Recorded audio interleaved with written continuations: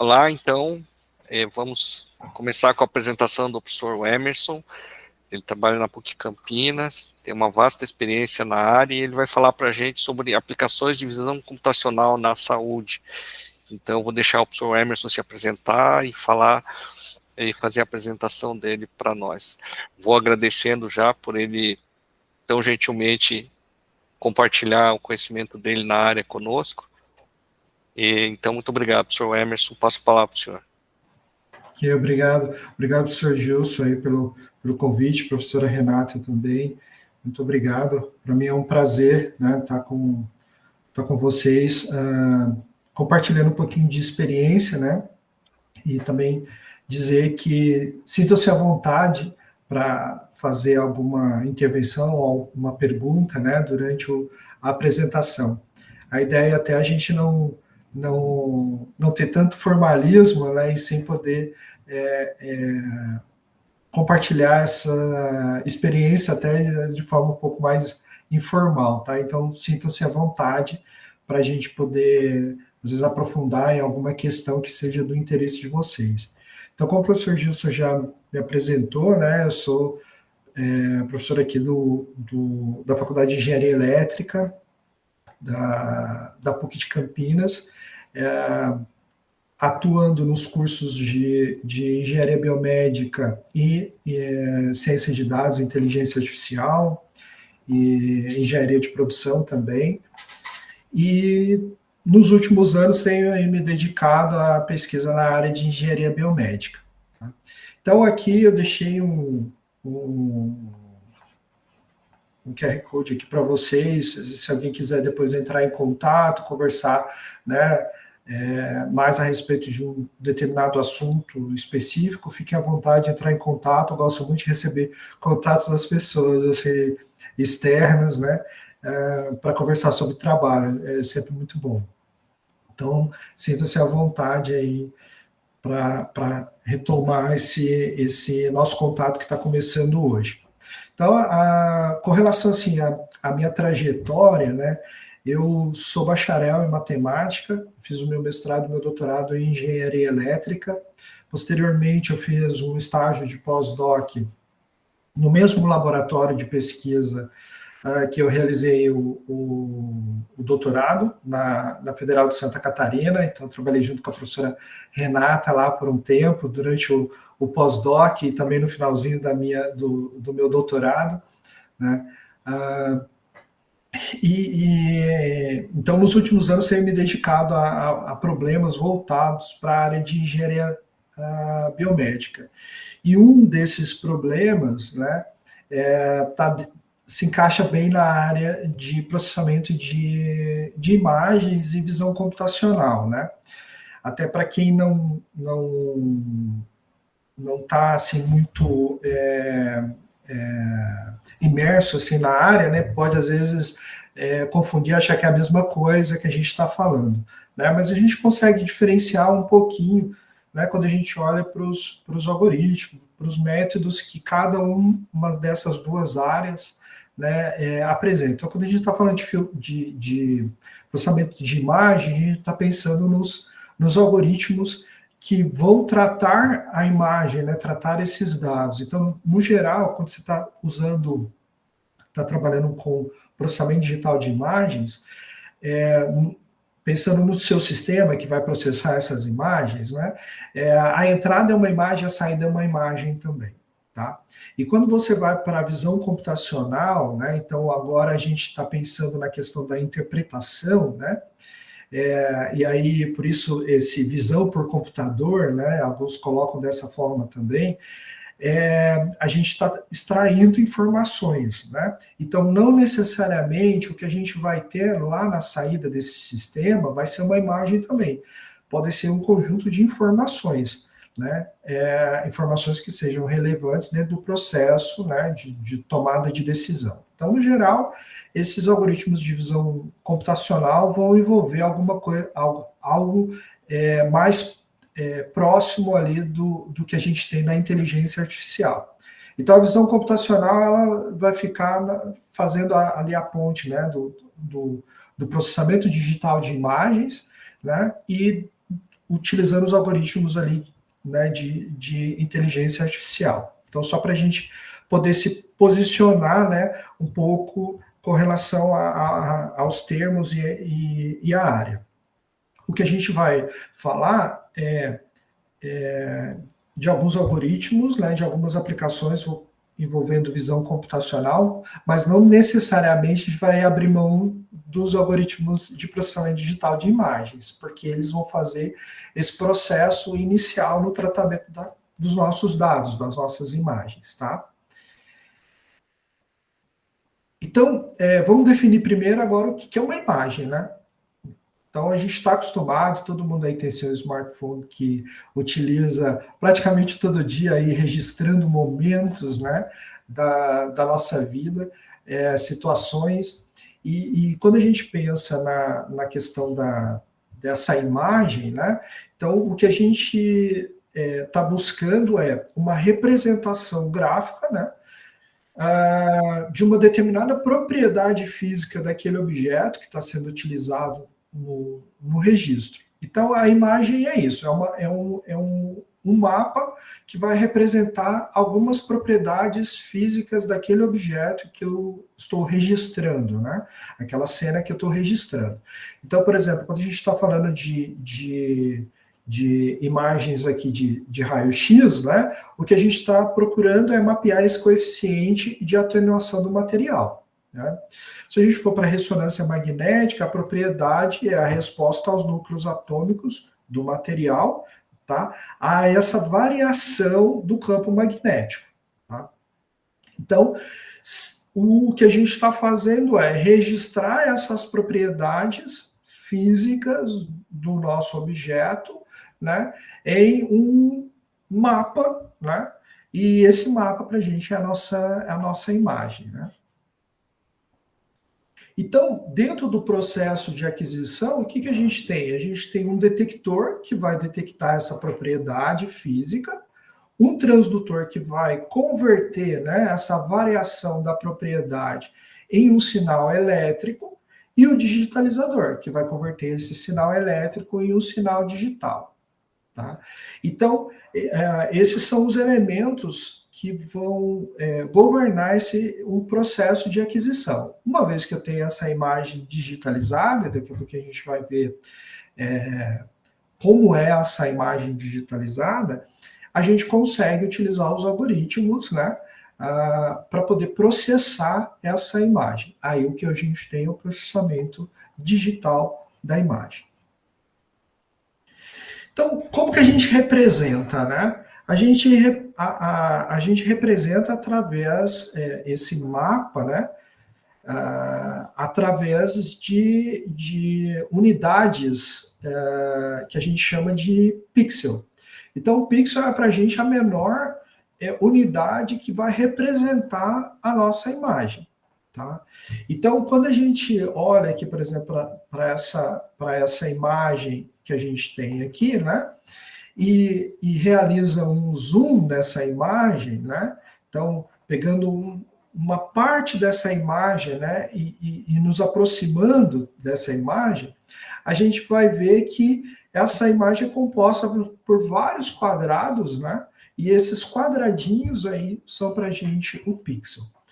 Quando a gente tem uma imagem colorida, por exemplo, utilizando um padrão RGB, esse quadradinho ainda, ele é a representação de diferentes bandas, né? Essas bandas representadas pelo canal R, um canal G e um canal B, né? Que é o vermelho, verde e azul, red, green, blue, a composição, né, dessas informações vai ser aquilo que a gente está visualizando. Então, se a gente está olhando ali para um pixel, por exemplo, preto, né, ele não é um pixel preto, e sim o resultado, tá, de variações desses canais que, quando compostos, vai gerar o preto. Mesma coisa o branco, né? E todas as outras variações de cores. Então, eu tenho para cada pixel, né? Cada pixel desse eu tenho um vetor, né? Que vai representar variações sobre cada um desses canais, ok? Então, dentro do processamento de imagens, né, nós temos algumas etapas que a gente percorre, tá? Então, começa com uma aquisição, né, da imagem, então a gente tem lá um hardware específico para fazer a aquisição dessa imagem. A gente tem um pré-processamento, que pode ser processos de filtragem, né, melhorar alguns aspectos. Então, quando você está lá utilizando o Instagram, por exemplo, ou utilizando qualquer outro software para tratamento de imagem, né, você muitas vezes está aqui nessa etapa de pré-processamento. Então, você está melhorando alguns elementos da sua imagem. Alguns desses elementos, né, que você está aprimorando ali, eles são visuais, né? Você melhora, deixa eu deixar minha bochechinha um pouco mais rosadinha aqui nessa imagem, né? A minha boca está um pouco pálida, deixa eu deixar um pouquinho ela mais avermelhada. Então, a gente vai utilizando, o que você está fazendo é utilizando algoritmos que vão alterar os aspectos visuais da sua imagem, tá?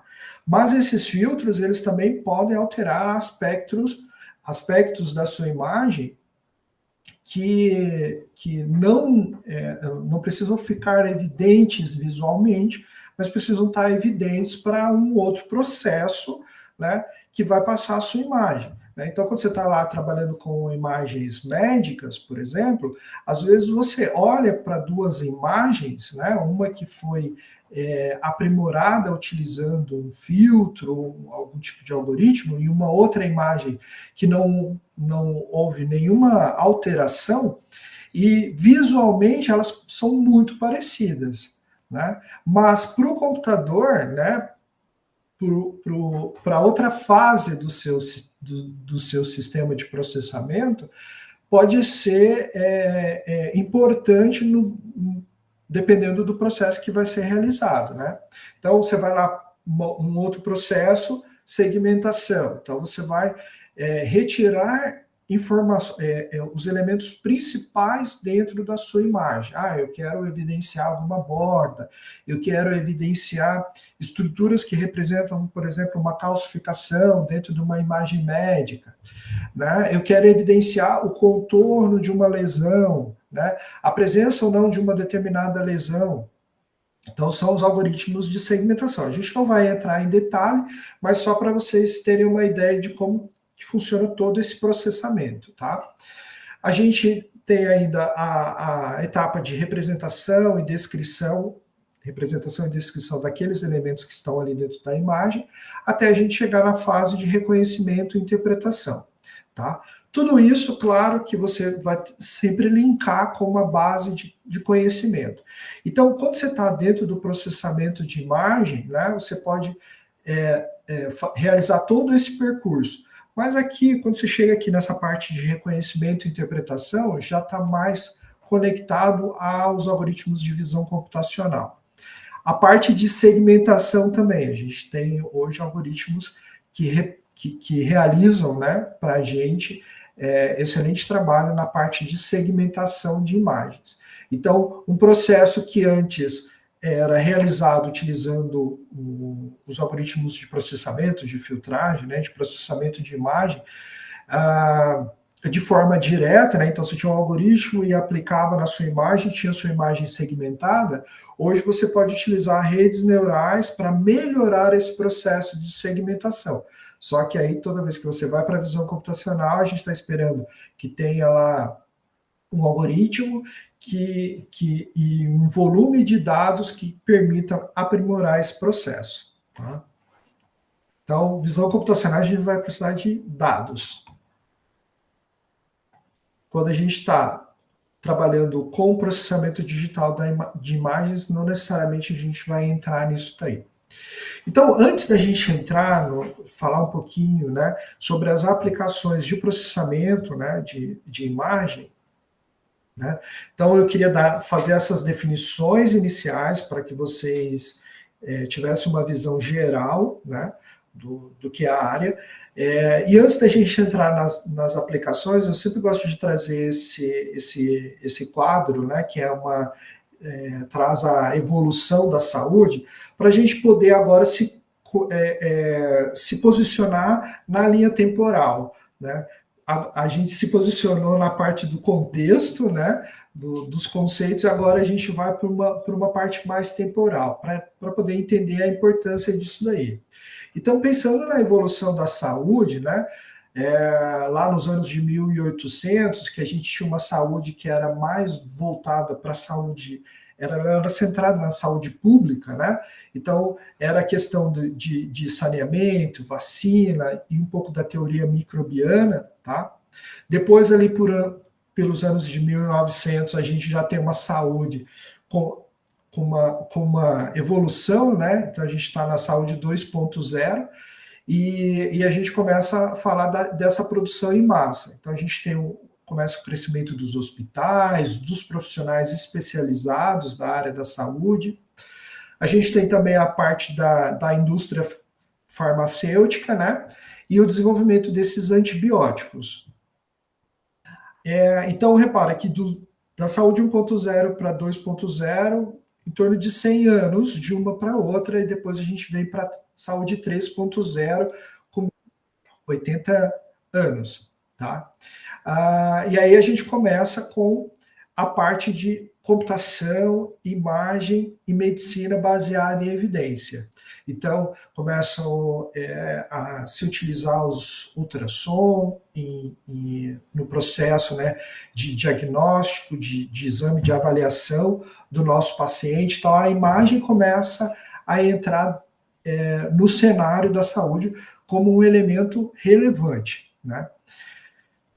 A que a gente está vivendo agora, a 4.0, daí a gente traz a medicina inteligente, né?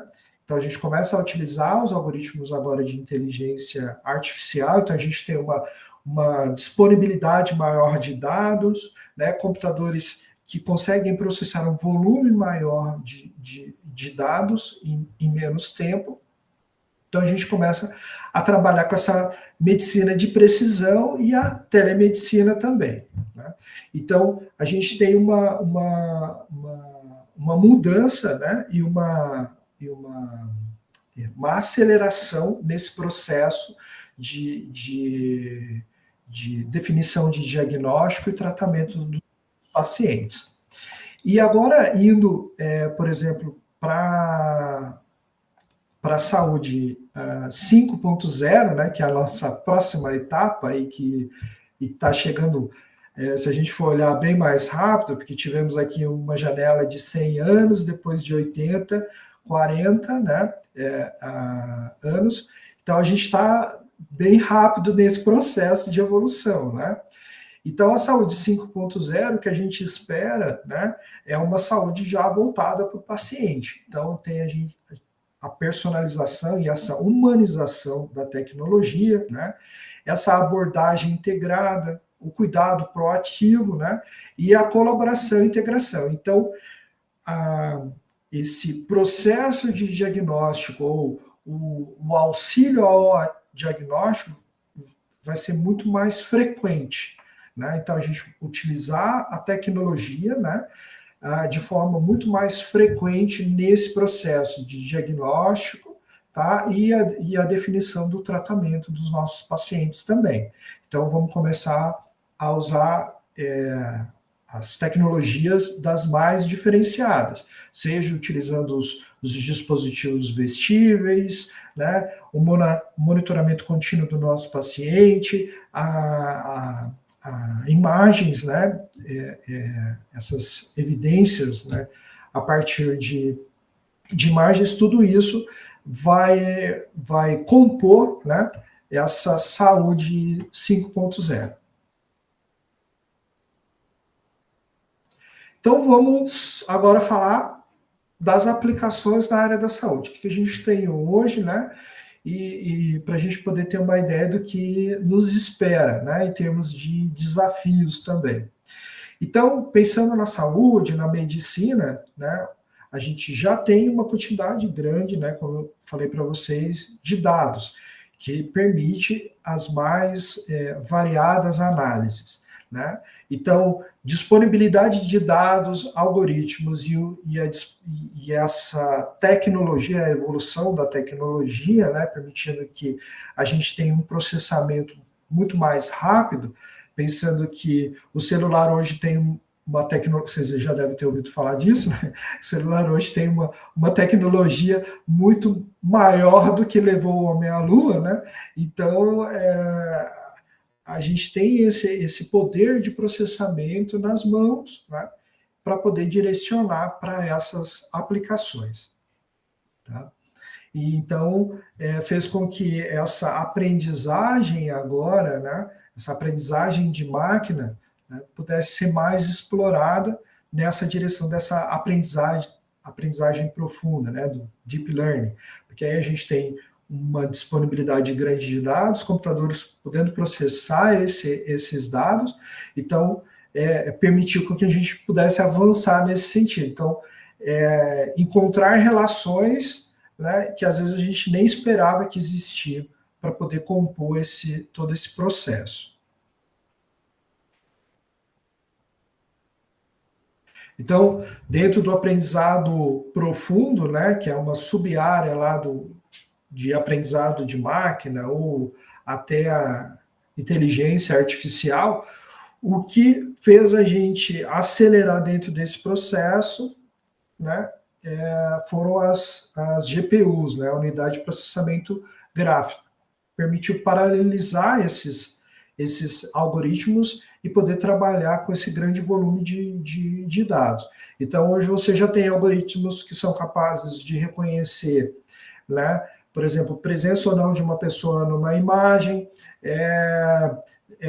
distinguir, por exemplo, se ela é do sexo masculino ou feminino, né, estimar a idade dessa pessoa, tudo isso utilizando visão computacional. Então, um problema que às vezes era que hoje era tratado como simples, mas que em algum momento foi tese de doutorado, que era reconhecer caracteres em uma placa de veículo, hoje é o mínimo, né?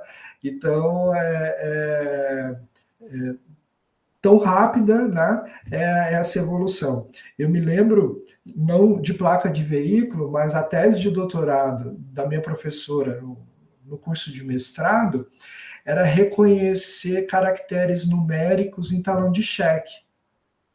Então, reconhecer o valor, né, do cheque, né, a partir de reconhecimento de imagem. Então, a tese dela foi olha, esse número aqui é um 7, esse aqui é um 2, então esse cheque é de 72 unidades monetárias da época.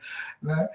E não faz tanto tempo assim, tá? Porque eu não sou tão velho assim, não faz tanto tempo assim. E hoje você tem algoritmos que conseguem fazer essa análise, né, em tempo real, de uma forma muito precisa, né? Não para o cheque, porque hoje eu acho que quase ninguém mais usa talão de cheque, mas de forma geral mesmo, né? Você reconhecer se uma pessoa ela faz parte daquele ambiente ou não faz parte, né? Uma pessoa desconhecida, você conseguir monitorar uma determinada pessoa num conjunto de várias pessoas, né? Então, o algoritmo ser preciso nesse monitoramento, né? Isso graças, como eu falei para vocês, a toda essa evolução, né, na área de processamento mesmo, de hardware, né, para processar esse volume enorme, né, de dados. Então, alguns algoritmos que eram teóricos, né, e que não era possível, né, ser utilizado na prática, hoje já são.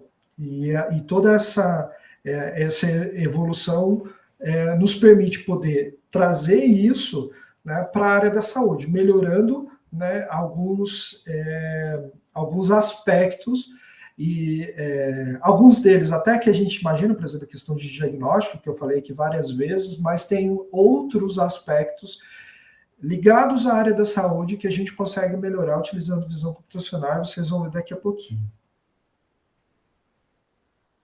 Então, pensando, aí eu acho que eu já comentei, né, uma grande parte desse slide aqui, né? Então, agora a gente tem uma máquina que é alimentada por um grande conjunto de dados, né? E ela é capaz de estabelecer as relações, né? E poder fazer o reconhecimento e julgar, né, esse processo de reconhecimento de forma adequada, né? Então estamos aí num nível bem complexo. E aqui eu sempre no meio, aqui só para vocês, né, também poderem respirar e começar a estabelecer as conexões, aí eu sempre deixo algumas sugestões para o momento de entretenimento que está ligado a esses assuntos que a gente está conversando, né? Então, eu vou deixar, são 2 séries, né, que estão disponíveis nos canais. Eu não vou falar o canal para não ficar fazendo propaganda aqui de canal, mas se vocês acharem interessante, vocês podem procurar, tá? Esse primeiro, né, The Resident, fala, vocês vão ver o quanto, né, a tecnologia, né, pode ser utilizado dentro da saúde, né, de forma a melhorar e aprimorar esse processo de diagnóstico. Eu nunca vi uma série que usa tanto diagnóstico por imagem, né? E tudo, né, tem que fazer um exame de imagem. Então, assim, e é legal para vocês verem, algumas tecnologias, então não é uma ficção, né? Tem uma parte poética ali, né?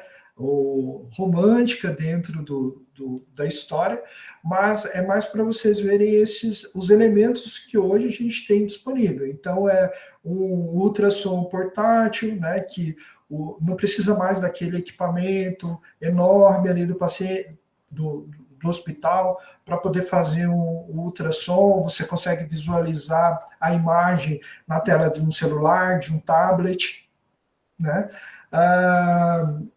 Óculos de realidade aumentada, né, permitindo acessar algumas informações do paciente no momento em que o médico está realizando um procedimento cirúrgico, né, evitando que ele tenha que dispensar, tirar a atenção do paciente, né, e daquilo que ele está fazendo para realizar uma outra atividade, está conseguindo fazer várias coisas ao mesmo tempo. E esse outro aqui, que é pessoas de interesse, ele traz essa questão, né, do monitoramento e do quanto alguns elementos do nosso comportamento podem indicar algo, né, futuramente. Então, é mais como uma teoria preditiva, né, os algoritmos de inteligência artificial prevendo a ocorrência de algumas coisas. Só para posicionar vocês, esse The Resident, ele é mais atual, né, nos dias atuais, e esse Pessoas de Interesse, ele é mais algo mais antigo, se passando ali em 2011, que foi o atentado às Torres Gêmeas. Me ajudem, isso mesmo, né? Então, um cientista, ele desenvolveu uma máquina para monitorar as pessoas que possam ser responsáveis por atentado terrorista. Então, ele é uma tecnologia que vai utilizar o acesso a todas as tecnologias que a gente tem disponível, câmeras de segurança, né, os computadores, smartphones, etc., e trazendo informações, né, de todo mundo para verificar o comportamento dessas pessoas, né, se elas têm indicativos de serem possíveis terroristas ou vítimas de terrorismo, né? E aí também toda a parte de ficção, né? E também do romantismo da obra ali. A Manuela levantou a mão, ela quer comentar alguma coisa? Oi, professor, boa tarde. Assim, você acha que a gente está distante da realidade de tecnologia holográfica implementada em Não, hospitais? Ou ela é algo assim que já faz parte da saúde 5.0? Eu entendo que ela não seja nem né, esse ponto da saúde 5.0 e nem que ela está tão distante de nós, né? Eu acho que ela está ali no meio do caminho. Não vai ser uma tecnologia que seja um marco ali da 5.0 e também que ela não esteja muito distante de nós, tá? Essa questão dessa tecnologia holográfica, tá? Ok. Se eu conseguir responder a sua pergunta. Eu entendi, sim. Tá? No meio Aí, dessa... quando a gente vai para a saúde 5.0, a gente está mais pensando nesse monitoramento contínuo do nosso paciente, né? E a questão da personalização, né, de todo o processo de tratamento e de acompanhamento desse paciente. Então, pode ser que isso seja uma tecnologia que esteja contido, né, dentro dessa saúde 5.0, mas a gente vai ter outras nesse cenário. Tá? Os vestíveis, por exemplo, é um deles. Entendi. Então tá. Então já comentei aqui sobre os filmes. Não sei se vocês já viram, se os filmes não são séries. Depois assistam, é uma de sugestão.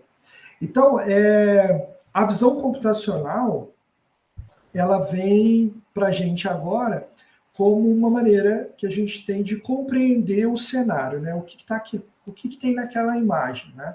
Então, ela é muito mais que um aprimoramento da imagem, é trazer o que a gente faz quando a gente visualiza alguma coisa, né? Quando você olha para alguma coisa, aquilo você traz um significado, mesmo que as informações não estejam completas, você é capaz de, né, você utiliza a sua cognição ali para poder ter os elementos principais para compreender aquela cena. Então, por exemplo, quando você pensa no reconhecimento de uma pessoa, né? Então, vou usar de exemplo a professora Renata aqui. Se a gente encontrar a professora Renata, né, lá na praia, de óculos escuro e chapéu, a gente vai ser capaz de reconhecer a professora Renata, mesmo que a gente nunca tenha visto a professora Renata de óculos escuro e chapéu, né? Mas os elementos, né, as características mais marcantes dela, né, são suficientes para que a gente possa dizer, olha ali a professora Renata, né, ela só está de óculos e de chapéu, né? Então, esse é o processo de visão computacional, ele vai tirar os elementos que são importantes, né, para a gente dentro do processo. Então, quando a gente vai para a detecção de objetos, até a questão de segmentação de imagens, a gente está extraindo quais são os elementos que são relevantes dentro desse processo. Então, quando eu vou para produzir uma ferramenta que vai auxiliar o diagnóstico, né, eu tenho que pensar, olha, que tipo de imagem que eu vou receber, né? Ou quais são as imagens importantes para eu poder construir esse diagnóstico, né? E dentro dessas imagens, quais são os elementos relevantes para a composição do meu diagnóstico? O que tem que ter? Então, se eu tenho, por exemplo, uma imagem, vamos propor aí um sistema que detecta, por exemplo, câncer de pele, né? Então, quando eu vou detectar câncer de pele, ele está ligado a um tipo de lesão na pele, que tem determinadas características. Não é qualquer lesão na pele que representa um câncer de pele, né? Então, eu vou ensinar, né, não sei se a gente pode usar essa palavra, mas eu vou treinar o meu algoritmo para que ele possa reconhecer esses tipos específicos de lesão e poder me dizer se aquela lesão ali ela tem grande chance de ser, né, um câncer de pele ou até evoluir para um câncer de pele, tá? E quando a gente faz isso, a ideia não é substituir o profissional da área da saúde. Eu não vou agora pegar e olha, não precisamos mais de dermatologistas, né? Não é só o dermatologista que faz, assim, não é, o dermatologista não faz só isso, mas assim, ele não precisa mais do dermatologista. Não, a nossa ideia não é isso. A nossa ideia é produzir tecnologia para melhorar a qualidade de vida desse profissional, né? Melhorar a qualidade de vida da população, dos possíveis usuários de um determinado serviço. Então, pensando, por exemplo, na especialidade de dermatologia, né, quando a gente está nos grandes centros, né, é mais fácil o acesso, né, a uma especialidade, né? Agora, quando a gente vai para os centros mais distantes, né, para os lugares mais distantes dos centros urbanos, fica mais difícil você ter acesso a uma especialidade, por exemplo, como uma dermatologia, né? Então, você ter uma ferramenta que um outro profissional da área da saúde possa monitorar, possa utilizar e fazer um encaminhamento do paciente quando ele detectar que existe a possibilidade daquilo ali ser uma lesão relacionada ao câncer de pele, você vai facilitar, né, o acesso desse paciente a um diagnóstico mais preciso, né, promovido lá pelo dermatologista, né, e acesso também ao tratamento, né. Então, a ideia não, quando a gente está trazendo, né, a tecnologia para a saúde, melhorar a qualidade de vida das pessoas, né, seja do profissional da área da saúde, seja do usuário, né. Então, a gente pode utilizar, por exemplo, redes neurais convolucionais, né, dentro desse processo. Elas já têm alcançado um desempenho satisfatório, né, nesse processo de reconhecimento, por exemplo, de lesões de pele. Então, vamos ver algumas aplicações agora. Eu já comentei algumas aqui durante o tempo que eu estou falando, mas eu separei, né, algumas que eu julguei interessante. Algumas porque fazem parte daquele senso comum, que é aquilo que a gente está esperando mesmo, e outras nem tanto, tá? Então, a parte de detecção de tumor, né, então, utilizando os algoritmos de visão computacional para detectar tumores cerebrais, por exemplo, né, tumores no cérebro. Então, existem técnicas de visão computacional aqui baseado nas redes neurais convolucionais, a NASC-R aqui, que são bastante precisas nesse processo de detecção de células com tumor no cérebro. Então, aqui um artigo de 2020 do Anki Reddy, é um trabalho que envolve esse processo de identificação, né, de detecção, mas é uma segmentação. Então, o que ele está fazendo? Ele está destacando os elementos, né, ele está destacando os elementos que são relevantes no processo de diagnóstico. E a partir desse elemento, né, que foi destacado, que foi segmentado, né, que foi retirado, que foi destacado na imagem, fazer uma avaliação para poder verificar, né, se aquela estrutura na imagem representa câncer, por exemplo, um câncer no cérebro. Então, é um artigo de 2020. Uma outra parte que eu já tinha comentado com vocês é a parte de diagnóstico, né? Então, melhorar o diagnóstico relacionadas a lesões de pele, por exemplo, mas não só de pele, mas de forma geral, em órgãos, tecidos, de forma bem geral. Então, detectar essas propriedades anômalas ou estruturas que não deveriam compor aquela imagem, quando a gente utiliza os algoritmos de visão computacional, não é uma tarefa muito difícil, tá? Então a gente pode utilizar desde imagens de radiologia, ultrassom, ressonância magnética, tá? Imagens de endoscopia, de forma bem geral, né? Qualquer tipo de imagem médica. Claro que a gente não tem aquela solução universal, tá? A ideia não é a gente ter uma solução universal. Então, é sempre explorar o que a gente tem, né, para poder produzir resultados satisfatórios. Aqui é um case que traz, de forma geral, né, aplicações relacionadas a diversos tipos de imagens, né? Então, o que a gente pode utilizar, né, relacionado aos diversos tipos de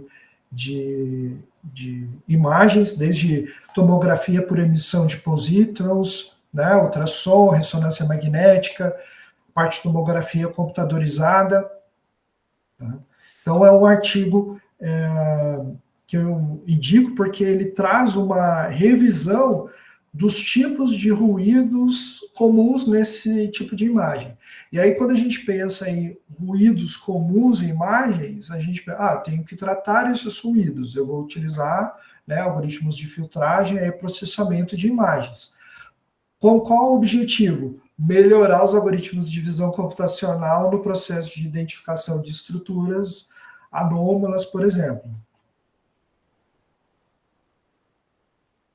Então, não sei se todo mundo está acostumado, né, mas aqui eu trouxe para vocês, só para vocês terem uma ideia, né, o equipamento aqui para ressonância magnética, o de tomografia computadorizada, tá, e o ultrassom. Né, o ultrassom talvez para a gente é o mais comum, né, o que a gente vê com maior frequência. Então, aqui só para ter uma ideia, esses aqui, eles geram várias fatias, né, do elemento que está sendo, do elemento em questão, né? Então, se for o cérebro, o pulmão, né?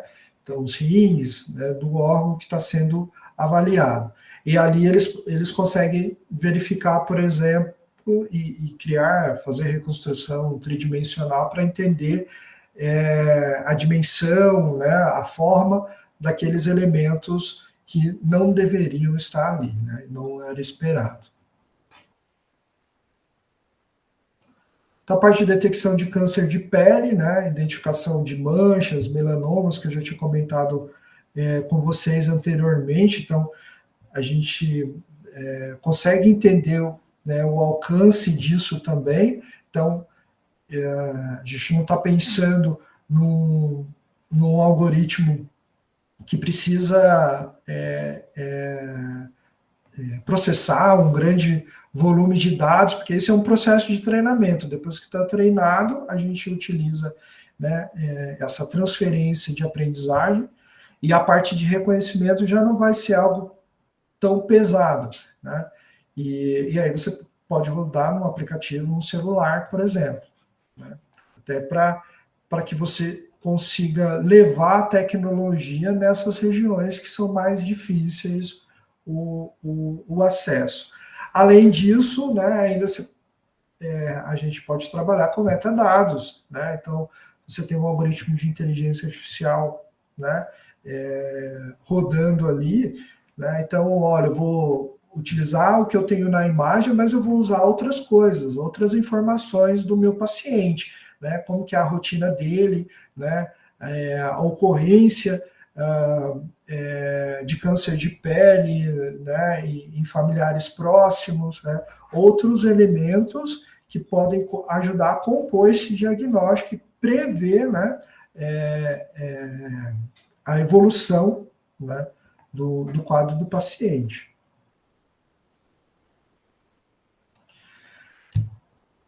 Uma outra aplicação, detecção de câncer de mama, então também permitindo essa automatização, né, no processo de identificação daquelas estruturas. Então a gente, você faz o treinamento, né, utilizando um banco de dados, para poder reconhecer aquelas estruturas que representam, né, a presença de câncer de mama. Mas não só também aqui do câncer de mama, mas também você pode utilizar para identificar outros tipos de câncer, no pulmão, por exemplo, né, câncer ósseo. Tá? Aqui, um artigo de 2021, né, que é um survey de machine learning para o reconhecimento, né, de câncer de mama em mamografia.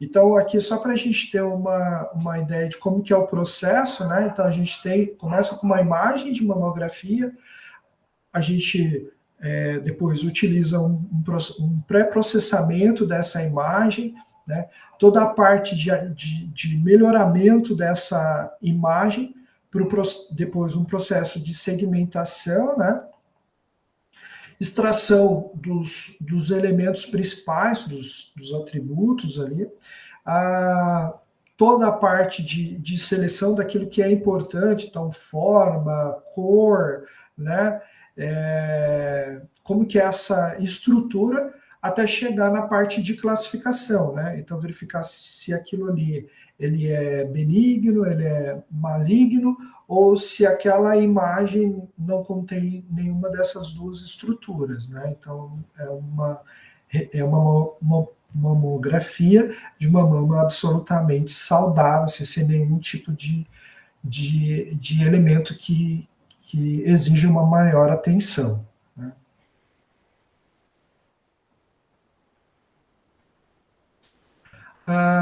Uma outra aplicação interessante, então, é a parte de treinamento médico, então você poder utilizar os algoritmos de visão computacional, né, para realizar o treinamento das habilidades médicas, então ambientes de simulação, né, como se fossem jogos ali, né, que permite fazer esse treinamento das habilidades médicas, né?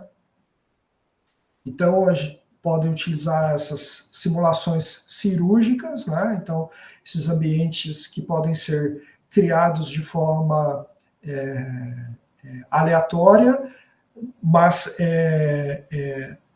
seguindo, né, os informações importantes ali do usuário, os passos do usuário, né, e também fazendo a questão da avaliação, né, no processo de treinamento. Então, verificando, por exemplo, né, se ele precisa ter um determinado cuidado com um elemento ou outro elemento ali dentro do treinamento do profissional da área da saúde, né, do médico.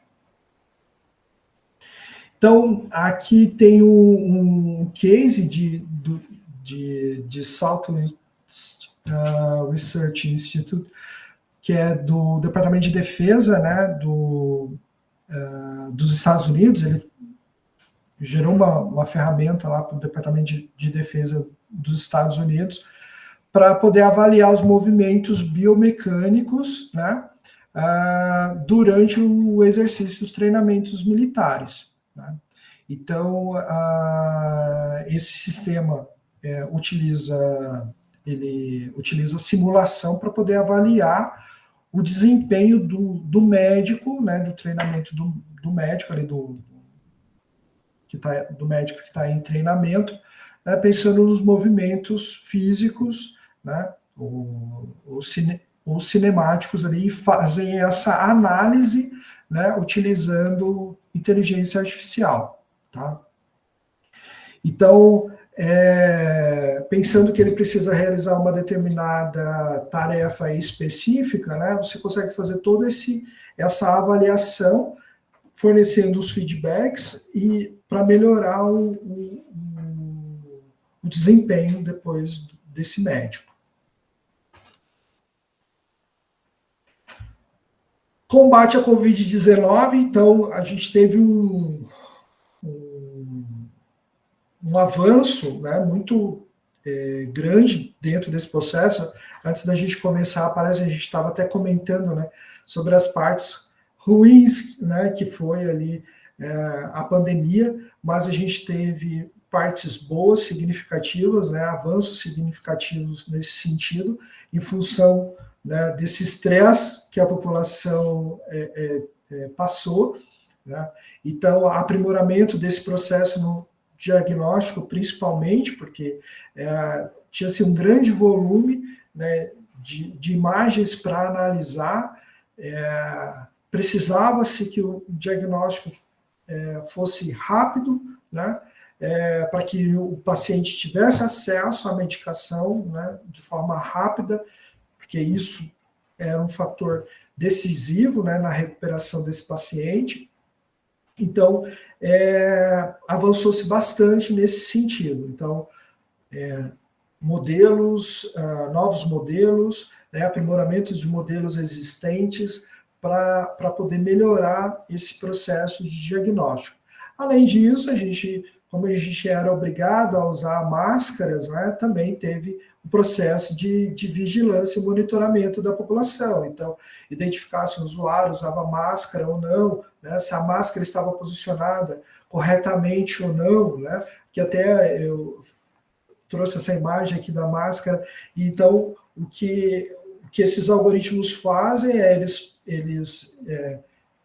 vão na região, eles marcam essa região de interesse, né, e fazem a avaliação sobre essa região de interesse, que a gente chama de bounding box. Então, ele faz essa bounding box ali, ó, aqui a pessoa está usando máscara, a máscara está posicionada corretamente, está cobrindo nariz e boca, ou está de máscara, mas a máscara não está cobrindo o nariz, né? Muitas pessoas usavam abaixo do nariz, outras, né, acima da boca, né? No queixo, né? Quantas vezes a gente vê as pessoas com máscara, mas posicionadas completamente diferente. E os algoritmos de visão computacional, juntamente com as câmeras de vigilância, que já é algo que é comum, né? Tanto em ambientes fechados, né, como bancos, shoppings, né, e etc., mas também em ambientes abertos também, né? Então, você poder produzir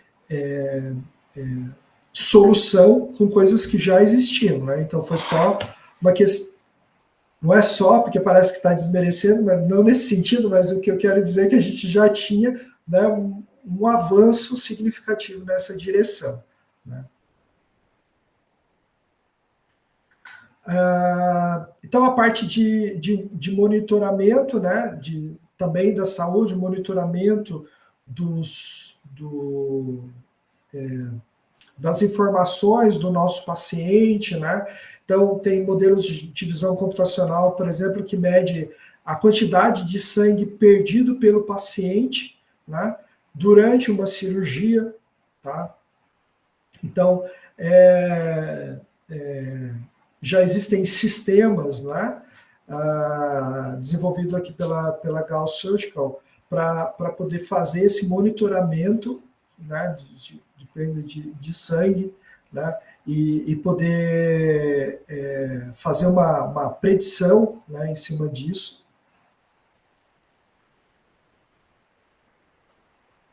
Parte de diagnóstico, né, por máquina. Então, se você tem já esses modelos, né, capazes de ajudar dentro desse processo, você já consegue também embarcar isso na máquina que vai fazer que vai gerar essa imagem, né, e poder evidenciar os elementos que são importantes daquele processo.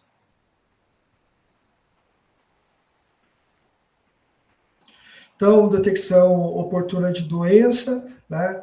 Então, não só utilizando a imagens, mas informações adicionais, né, para melhorar a precisão nesse processo de diagnóstico. Tá? Então, pensando na questão de câncer ou de tumores, né, que a gente precisa ter uma agilidade dentro do processo. Então, quando você detecta precocemente, né, você tem uma chance maior de que aquele paciente vai responder, né, de forma satisfatória ao tratamento. Então, poder utilizar, popularizar, né, o uso desses algoritmos, né, voltados para a imagem, seja de fato, né, importante aí dentro desse processo de recuperação do paciente. A parte de reabilitação e monitoramento de pacientes, então a gente também consegue, agora, saindo um pouco da parte de diagnóstico, né, e aquela parte dentro do hospital, ali, de ambiente cirúrgico, etc., mas também a parte de recuperação, monitoramento e recuperação do paciente. Então, algoritmos de visão computacional que podem avaliar o desempenho de um paciente num processo de fisioterapia. Então, se houve uma evolução, um progresso desse paciente ao executar determinadas atividades ou exercícios físicos. E pensando na questão da fisioterapia, né, esse acompanhamento ele pode ser feito até em casa, né? Então, o paciente não precisa ir para a clínica, ele pode fazer em casa alguns exercícios, né? E você ter um algoritmo de visão computacional que está avaliando, né, o exercício que está sendo realizado por aquele paciente. Não só o fisioterapeuta, mas você tem uma tecnologia que está fazendo essa avaliação e fazendo uma avaliação objetiva, né? Olha, a flexão, por exemplo, sei lá, do braço, do joelho, né? Ela está mais curta, né? Ou ela progrediu, melhorou, né? Então, você fazer essa avaliação de forma objetiva mesmo, para fazer todo esse acompanhamento do paciente, né?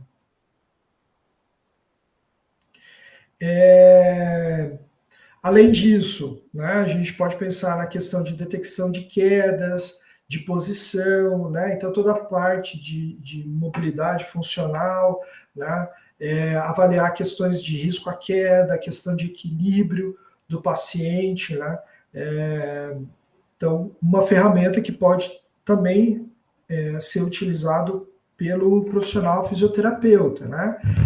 Ou até mesmo nas grandes empresas. Quantas vezes a gente está sentado de forma errada, né, na cadeira, e seria até interessante a gente ter, né, um algoritmo dizendo, olha, postura, depois tu vai ficar com dor na coluna.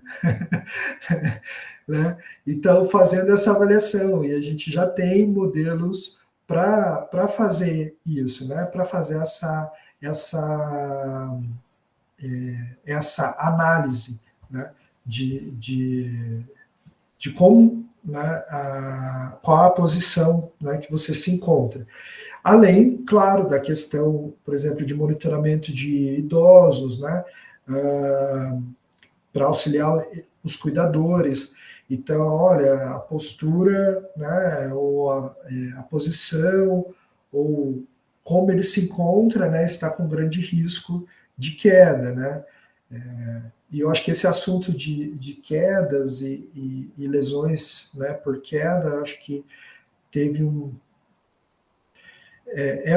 quem, né, convive com uma pessoa idosa sabe, né, dos riscos que ela tem, mas eu acho que agora está sendo noticiado mais, eu acho que em função das pessoas que se envolveram recentemente com essas questões de queda, né? Então, aqui tem um método de monitoramento aqui da TUG, Time Up Goal Test, né, que estabelece esses padrões para fazer essa análise e avaliar essa questão de risco à queda do usuário. Em alguns momentos eu falo usuário, em outros momentos paciente, mas é só para a gente até diferenciar um pouquinho, né? Porque ele não necessariamente ele precisa ser um paciente, né? Pode ser qualquer usuário. Uma outra aplicação que também, às vezes, não é muito convencional, mas que aparece também como potencial quando a gente está pensando na área da saúde, é a parte de gestão enxuta da saúde. Então, você promover relatórios precisos, né, relatórios técnicos precisos, fazendo todo esse monitoramento do fluxo de pessoas, por exemplo, em um ambiente de pronto atendimento, onde, no geral, as pessoas precisam de um atendimento mais rápido, né, gerenciar essa questão das filas, né, do excesso de pessoas em sala de espera, né, poder organizar essas questões, você pode utilizar a visão computacional, né? Então, como eu tinha falado lá no comecinho, você consegue rastrear uma pessoa específica numa multidão, né? Então, você fazer contagem, né? Você verificar aglomerações, presença ou não, até de insatisfação mesmo, quando aquela pessoa está um pouco mais agitada, ou tendência a uma atitude um pouco mais violenta, você já consegue fazer esse monitoramento utilizando visão computacional pelas ações que ela realiza, né? Então, desenvolver modelos nesse sentido podem ajudar bastante todo esse processo mesmo de gestão enxuta da saúde, então, poder direcionar mais profissionais para a área, né, de atendimento em função do volume de pessoas que você tem aguardando o atendimento, né? Além disso, permite monitoramento, né, de toda a parte de ativos, né, do hospital, né, seja pessoal ou não, né.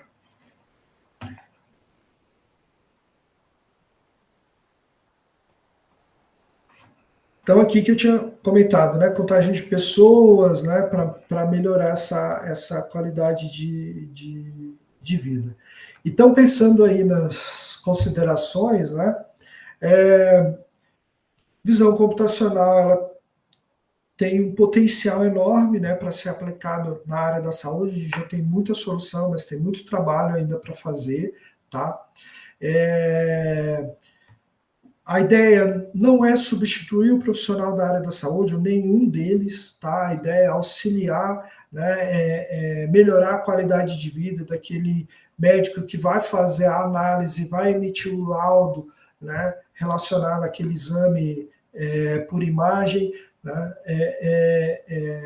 colocar, né, o atendente, né, para trabalhar no momento em que o hospital vai precisar que ele esteja ali, né, Então, fazer toda essa mobilidade, né, de acordo com a atribuição, é claro, né, mas flexibilizar esse processo utilizando a tecnologia e pensando em melhorar a qualidade de vida mesmo, do profissional da área da saúde, do usuário, do paciente, né, de todo mundo.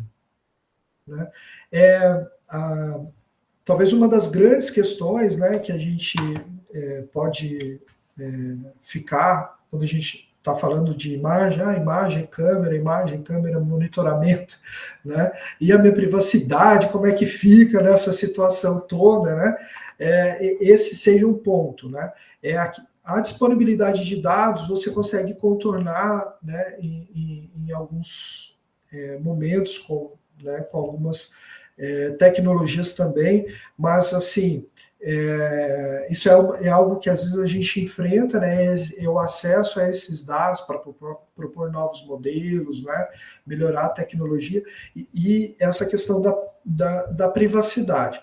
Mas, assim, quando a gente pensa, vou utilizar uma câmera para monitorar esse processo, né? Quando a gente entra no banco que tem câmera, ninguém mais se preocupa com o fato de, eu entrei no banco e a câmera está registrando que eu estou aqui no banco, né?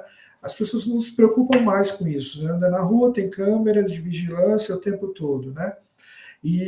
Mas existem medidas mitigatórias, por exemplo, eu vou colocar uma câmera em casa para poder fazer o monitoramento do meu pai, né? Que é uma pessoa idosa e que precisa desse cuidado. Existem medidas, né, mitigatórias, né? Então você vai contratar um serviço para fazer isso, né? Então tem um contrato ali de que aquela imagem vai servir para aquele propósito e apenas para aquele propósito. Então quando você vai desenvolver um serviço nesse sentido, né, você tem que ter as medidas para poder fazer esse controle. E monitoramento por monitoramento, a gente é monitorado. Então, aqui no espaço talvez até mais do que aqui, mas a gente então, usar a tecnologia, né, e cuidar, né, com essas questões, ninguém sai aí distribuindo a sua senha do banco, né? Então, ter esse cuidado, né? E não impedir, não usar em função disso, né? Usar, mas com esse cuidado, né? Então, as medidas vão ser importantes. E aí, agora, bom, quem se interessou, por onde começar? Aqui tem uma lista de livros, né?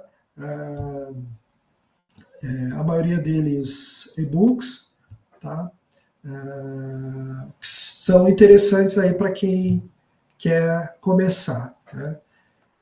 Trabalhar com essa parte de processamento de imagens médicas. E finalizando, então, aqui o meu contato. Então, agradeço mais uma vez o convite da UTFPR, um dos professores Renata, Gilson, aqui agradeço bastante essa oportunidade. Agradeço a minha instituição aqui, a PUC de Campinas, né, que tem nos incentivado bastante na questão de produção de tecnologia e inovação para a área da saúde. Aqui tem o QR Code para quem quiser entrar em contato depois comigo, dar uma olhada, seguir nas redes sociais. E o AIoT Lab, que é um programa aqui da PUC, né, que a gente desenvolve essas tecnologias, né, voltadas para a saúde e sustentabilidade, usando aplicações de internet das coisas e inteligência artificial. Então, fico agora à disposição para a gente poder conversar um pouquinho, né? Se alguém tiver dúvida e quiser perguntar alguma coisa, estou à disposição. Professor Emerson, muito obrigado pela palestra, muito abrangente, tocando em várias possibilidades de aplicação, né, da visão computacional, muito interessante, abre realmente várias perspectivas, né, para várias aplicações realmente. Então vamos deixar aberto aí perguntas para as alunas, e eu também gostaria de fazer algumas perguntas posteriormente aí. Então, quem gostaria de fazer perguntas aí? Acho que a Isabela tinha levantado a mão. Se ela desistiu. A Isabela estava batendo palminha. Era palminha. Obrigado. Professora, muito obrigada, viu? Parabéns. Obrigado, Isabela. Bom, então vou fazer umas perguntinhas aqui, vamos ver se o pessoal se anima. Então,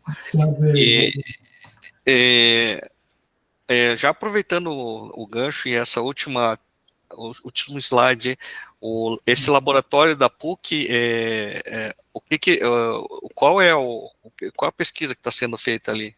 Tá, a gente são vários pesquisadores e nós temos várias pesquisas envolvendo a parte internet das coisas e inteligência artificial. Então, por exemplo, eu trabalho no desenvolvimento de uma caneta para controle de vibração nas mãos, né? Para usuários, para pessoas com Parkinson, né? Então, tem um trabalho que é voltado para a parte de prontuários eletrônicos, então identificando informações que são relevantes, né, no prontuário do paciente, para poder melhorar as questões de diagnóstico, né, de tratamento. Tem um outro professor que trabalha com a parte de reabilitação, né, então usa realidade virtual, realidade aumentada, rastreamento de movimentos para poder melhorar esse processo de recuperação do paciente. Tem uma outra professora que ela trabalha com a parte de redes de comunicação sem fio, e aí utiliza sensores para monitoramento de pacientes. Então, são vários trabalhos, assim, esses são os trabalhos voltados para a saúde, né? A gente tem trabalhos também na área de sustentabilidade e cidades inteligentes também, de monitoramento, de fluxo de veículos, a parte de recolhimento de lixo. Então, temos um que é monitoramento do clima. São várias pesquisas que estão ocorrendo paralelas aí no nosso laboratório. Pesquisas muito interessantes, talvez até um dia seria legal ouvir sobre essa caneta que o senhor está desenvolvendo, aí, muito interessante. Legal. A professora Renata colabora nesse projeto também. Inclusive, amanhã a gente vai fazer uma apresentação no evento de inteligência artificial que está sendo organizado pela PUC de São Paulo e a PUC de Campinas. Mas, certamente, posso, em outro momento, a gente falar sobre ela. Legal, muito obrigado. Obrigado. E assim, se ninguém quiser fazer pergunta, eu vou continuar fazendo pergunta. Vamos lá. Não? Pode fazer, Gilson. Eu tenho a oportunidade de fazer perguntas depois. Então, se tiver pergunta, pode mandar ver, as meninas também. Isso, principalmente para as meninas aí. Mas, na sua opinião, assim, dessas áreas de aplicação que o senhor apontou, assim, em quais áreas a adoção está ocorrendo de IA, Deep Learning, está acontecendo mais facilmente, assim? Assim, a questão do diagnóstico é o mais, eu acho que a aplicação dessas aplicações seja a mais antiga, assim, né? Toda essa parte de segmentação e de reconhecimento de padrões seja o que está mais à frente. As outras aplicações, elas estão começando a aparecer, né, mas ainda estão mais tímidas, exceto aquela da gestão enxuta ali, que é uma aplicação, essa parte de gerenciamento de filas e etc., né, é uma coisa que já ocorre em outros setores, não é na saúde. Uhum. Né? Não começou na saúde, né? Ela já ocorre em outros setores. Tá? Então, talvez seja a aplicação mais tranquila até de se promover, até. Mas é que está para trás, assim, nesse sentido ainda. Entendi.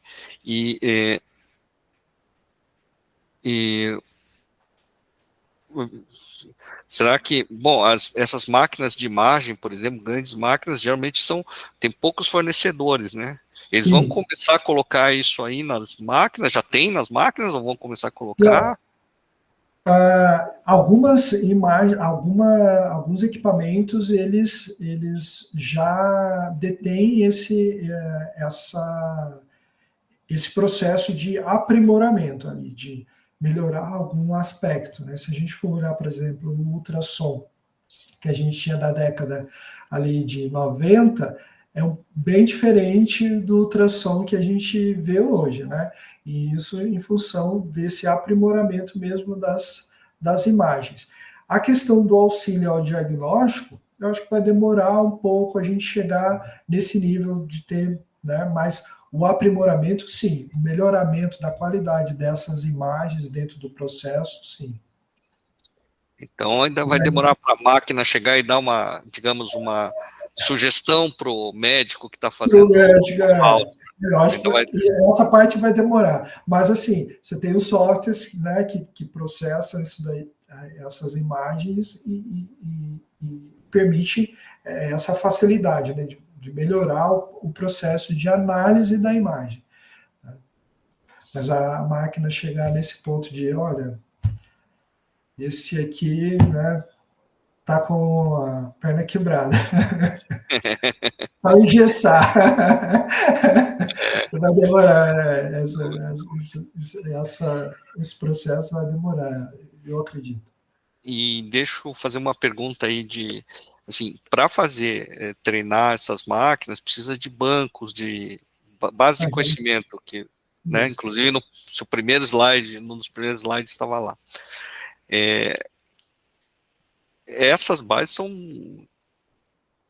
não é uma coisa tão trivial de se obter ou de construir, né? Os dados da área da saúde, por serem dados sensíveis, né, isso aí de forma geral, seja de prontuário, já é algo mais, existe uma certa restrição, né, mas essa restrição não é no sentido de ser, né, fechado, talvez um pouco mais custosa, né, de você ter acesso, porque exige uma série de cuidados, né? Mas existem bancos, datasets de imagens públicas, já com imagens que são rotuladas, então dentro do processo de treinamento te permite fazer o treinamento de um modelo, né? É claro que quanto mais dados, melhor. E aí o que você geralmente faz é fusão de datasets, por exemplo, né, para poder melhorar. Teve um trabalho de um aluno meu de mestrado que era detecção de pele. Na verdade, de pele exposta na imagem, né? Então, tinha lá a imagem do rosto, então ele tinha que segmentar e dizer, olha, essa é a região do rosto, é o pescoço, né, por exemplo. E a gente tinha poucos datasets com essa característica, né? Então, na verdade, eram poucos com poucas imagens. Então, o que a gente fez? Uma fusão de imagens, né? De datasets para poder ajudar nesse processo de treinamento, né? E a máquina e o software poder identificar qual era a região daquela imagem que era de pele. Então, se estava aparecendo uma mão, né, uma perna, um rosto, pescoço, o que era aquilo ali. E ele poder fazer esses links, porque estava mais direcionado a um processo de identificação de pornografia. Né? Era para um outro, mais pensando em auxiliar o perito, né? O profissional, perito que faz a análise, né? Para evitar a questão de pornografia e etc.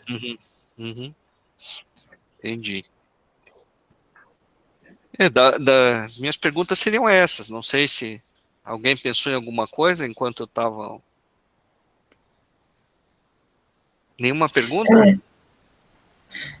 Enquanto você falava, professor Emerson, eu tinha comentado ali no chat que nessa fase está sendo ofertada uma disciplina no mestrado de processamento digital de imagens, e a gente trabalha técnicas de QM, que é as métricas de qualidade da imagem, para testar a qualidade dela.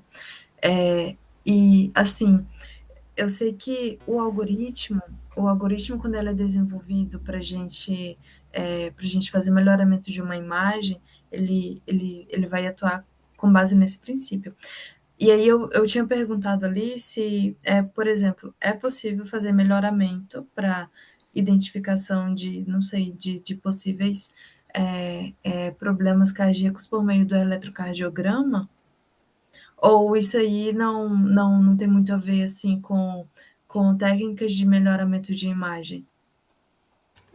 São técnicas de melhoramento, só que sempre quando você está falando de aprimoramento, o que você tem que pensar as características das estruturas que você quer eliminar para prover esse melhoramento, né? Então, às vezes, você tem, sei lá, um algoritmo que ele funciona muito bem unidimensional, bidimensional, né? Ele cai o desempenho, às vezes ele funciona muito bem também. Então, tudo depende do seu objetivo mesmo, né? Então, você pode utilizar, o princípio é o mesmo da técnica, né? Você quer eliminar os artefatos indesejados da sua estrutura, do seu sinal. Né? Vamos colocar assim, sinal para a gente pensar de uma forma bem geral. Você quer melhorar o seu sinal, né? Então, você precisa saber o que está corrompendo, né? Ou as características daquilo que corrompe o seu sinal para você poder eliminar. Não sei se ficou claro para ti. É porque, assim, quando a gente fala de imagem, a gente está, assim, muito focado em ressonância magnética, em raio-x, em ultrassonografia. Daí eu não sei se o resultado de um vamos supor, de um eletrocardiograma, aqueles vários sinais, aquele intervalo de sinais, aquilo ali é caracterizado como imagem ou não, se dá para melhorar ou não. Eu não me lembro de ter visto algum trabalho que abordasse dessa forma. Geralmente, não me lembro. Não sei se a professora Renata já viu alguma coisa nesse sentido também. Também não. Ok. Tá? Obrigada. Renata. Então, se nós não temos mais perguntas, eu vou encerrando a sessão aqui, agradecendo de volta ao professor Emerson por compartilhar o conhecimento dele na área, uma palestra muito interessante. Agradecer a professora Renata também por ter conseguido essa palestra junto ao professor Emerson, então, e quem sabe, né, vários, principalmente o desenvolvimento dessa caneta, bastante interessante, acho que vamos ver se a gente consegue uma nova palestra para o professor Emerson mais para frente também. Estou à disposição, gente. Muito obrigado de volta, então. Obrigada. Obrigado, gente. Muito obrigado. Prazer estar com vocês aí. E qualquer coisa, né, é só entrar em contato. Tá tá bom? Um grande Obrigada abraço de para novo, você. Emerson. Obrigado, viu? Muito obrigado. Tchau, tchau, gente. Tchau. Tchau. Obrigada. Obrigado.